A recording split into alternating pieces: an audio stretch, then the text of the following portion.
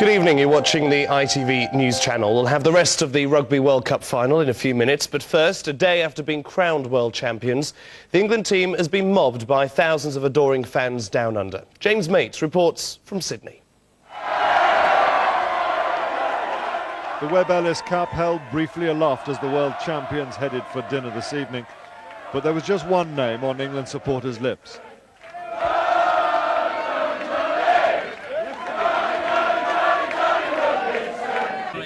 He admits he doesn't quite appreciate the effect that one magical moment has had back home. And he knows this won't be the last time he's going to be asked to relive it. Having missed three, I think I knew that maybe one had to go over. This one being slightly easier than the rest, I hope this was one. And when I hit it, I realised that it had a chance. When I looked up, I knew it was over, yeah. The Australian papers, so critical of England last week, now grudgingly accept that Wilkinson and his colleagues are worthy champions. The coach, Clive Woodward, cheered everywhere he went today. There is still work to be done, though. Even the Australian media have now had to concede you're worthy world champions. Can you get better? Oh, crikey, yes, I think you can. I mean, the answer is yes, we can get better. I just hope that this group of players have inspired a whole new generation when they come through and want to get in the team. And with, the moment you think you've cracked it, you're gonna come second.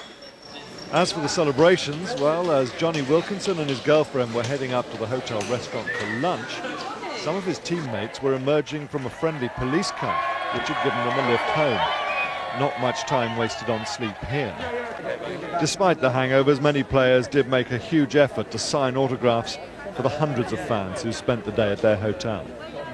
Tonight, to cap a very good 24 hours, England swept the board at the International Rugby Awards dinner.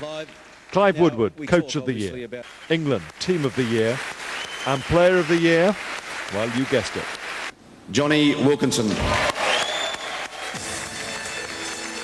After last night, it could hardly have been anyone else. The party in Sydney may be over. The party in the England camp won't really end until the players get on that plane home tomorrow afternoon. James Mates, ITV News, Sydney. So England's World Cup triumph is still being celebrated across the country, and tonight we want to know whether their victory has fired up your interest in rugby. Let us know your opinion by sending us a text on your mobile phone. To vote yes, text Y to 80300. To vote no, text N to the same number, 80300. It'll cost you 25 pence plus your standard network charge. Let's have a look at the results so far. And an overwhelming 88% of you saying yes, it has fired up your interest in rugby. Well, we'll keep you updated throughout the evening here on the ITV News channel. Other news now, and the President of Georgia has been forced to quit. Tens of thousands of protesters have been celebrating outside the parliament of the former Soviet Republic. They're opposed to the leadership of President Eduard Shevardnadze.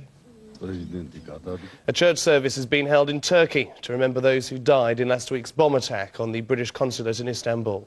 More than 100 mourners gathered at the city's Anglican church, including Victoria Short, the widow of the British Consul General, Robert Short. The West Bromwich Albion striker, Lee Hughes, has been investigated for allegedly fleeing the scene of a fatal road crash. It's thought that the player's Mercedes hit another car near Coventry just after midnight, killing a 60-year-old man and seriously injuring 3 other people. Well, coming up, the rest of England versus Australia. Don't go away.